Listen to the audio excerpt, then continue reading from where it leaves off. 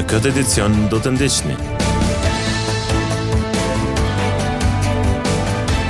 Kaos me zebrat në Gjakov, 2 palë në një rrugë, asnjë pranë shkollës.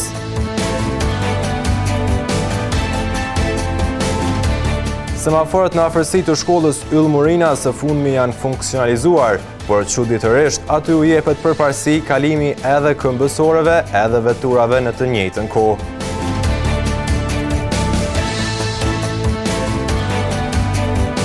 Kec lë fshatin Moglic pa rrym, s'jep asnjë përgjigje.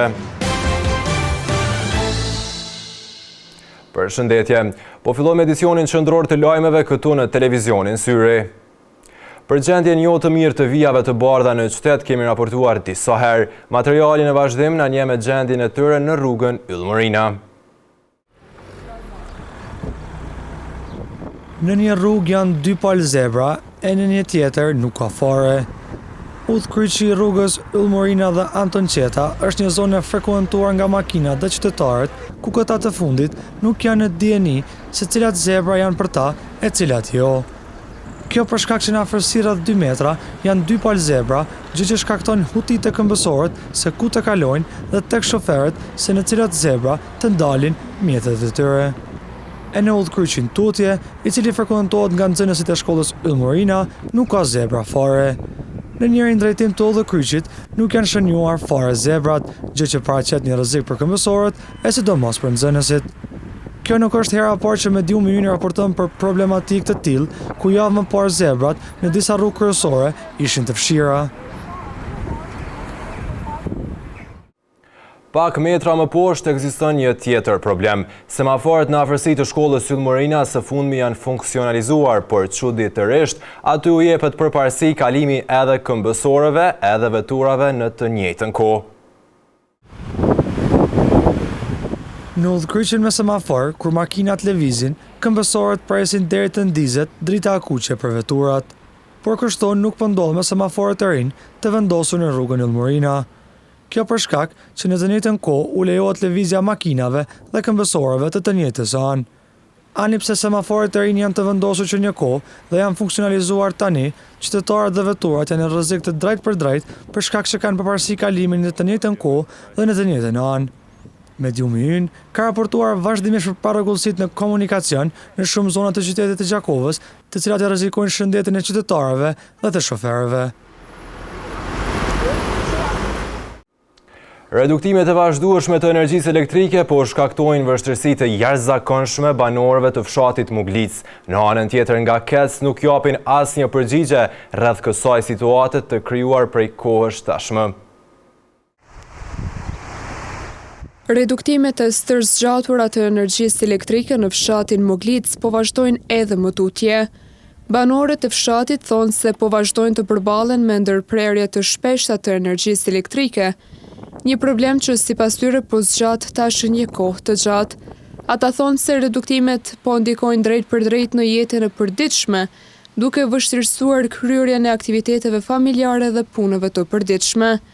Sipas banorëve, energjia elektrike ndërpritet disa herë gjatë ditës, ndërsa rikthimi i saj shpesh bëhet pas disa orësh.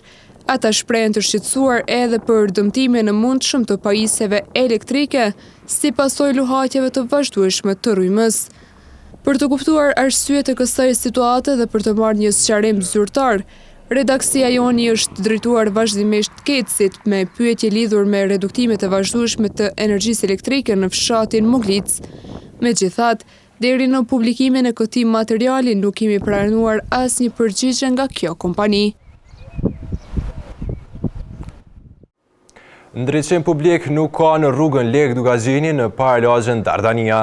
Banorët thonë se shtyllat ishin hequr para rreth një viti për shkak të një ndërhyrjeje dhe se që atëherë rrugët janë në errësi të plotë. Nuk është hera e parë që raportojmë për të njëjtin problem dhe për të njëjtën rrugë. Në rrugën Lek Dugagjini, në paralagjen Dardania të Gjakovës, prej më shumë se një viti mungon ndriçimi publik, duke lënë të gjithë zonën në errësirë totale gjatë orëve të mbrëmjes.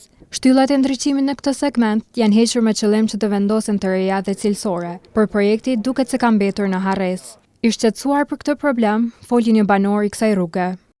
Që një vete kanë bo i kanë hek shtyllat e vjetra, kanë thonë se pe i bojmë të reja, këtu harru muhabeti krejt.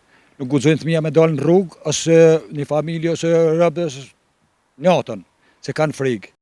E as ankesat zyrtare nuk kanë munguar, por sipas banorëve, pa reagim. Kanë bo ankese, jenë ankue, po kush s'po i merë në diskutim këtu muhabetet tona. Qytetarët presin që ndriçimi publik të rikthehet sa më shpejt, pasi nuk po ndjen as pak të sigurt të lëvizjen gjatë orëve të mbrëmjes. Ditë më parë, Agjencia e Ushqimit dhe Veterinarisë ka ndaluar shitjen e specit të kuq të bluar të kompanisë Vesiana. Megjithatë, ky produkt vazhdon të shitet në disa dyqane të Gjakovës. Edhe 5 ditë pas alarmit të ngritur nga Agjencia e Ushqimit dhe Veterinarisë për pranien e pesticidit karboforan në specin e kuq të bluar të brendit Vesiana, ky produkt vazhdon të shihet në raftet e disa marketeve në Gjakovë. Në redaksinë e televizionit Syri, kanë arritur pamje të reja nga qytetarët, ku shihet se produkti ende vazhdon të jetë i ekspozuar për shitje, pavarësisht thirrjeve të autoriteteve, që konsumatorët ta kthejnë atë në pikat e blerjes. Rasti u bë publik më 29 maj, kur Agjencia e Ushqimit dhe Veterinarisë njoftoi se përmes sistemit evropian të alarmimit të shpejtë për ushqim dhe ushqim për kafsh, ishte informuar për ndalimin e një ngarkese me specë të kuq të bluar me origjinë nga Kosova në kufirin me Finlandën. Sipas rezultateve laboratorike, produkti kishte rezultuar me prezencë të pesticidit karbofuran, pikufit e lejuar.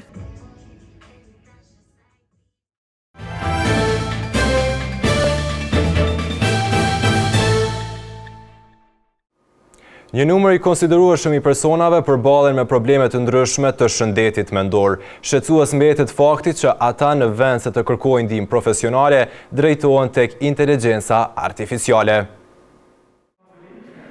Më shumë se 6 në 10 persona kërkojnë këshilla për shëndetin mendor përmes inteligjencës artificiale, por gati gjysma atyre nuk janë të kënaqur me përgjigjet që marrin. E psikologja Ylka Komoni Nuqi i konsideron këtë gjetje shqetësuese.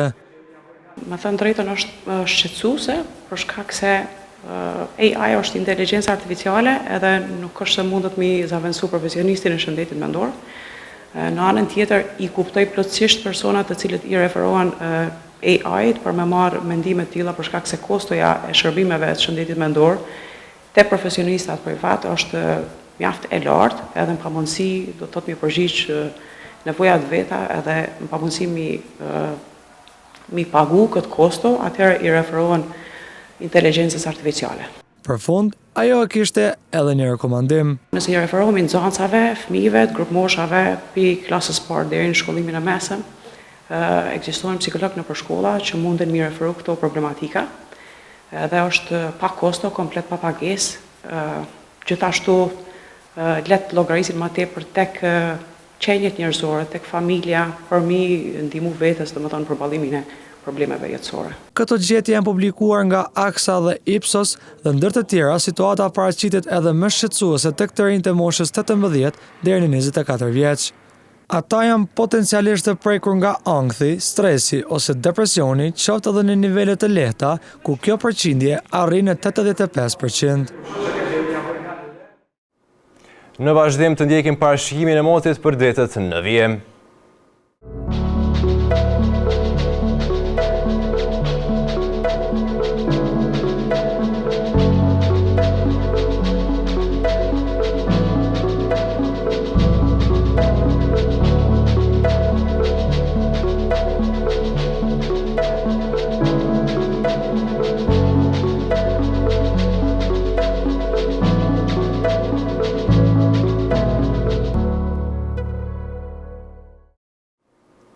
Para se të ndahemi të ndjekim edhe një herë titujt kryesor të këtij edicioni.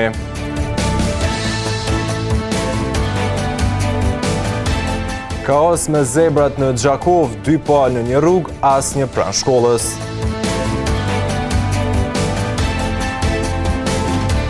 Semaforët në afërsi të shkollës Yll Murina së fundmi janë funksionalizuar, por çuditërisht aty u jepet përparësi kalimi edhe këmbësorëve edhe veturave në të njëjtën kohë.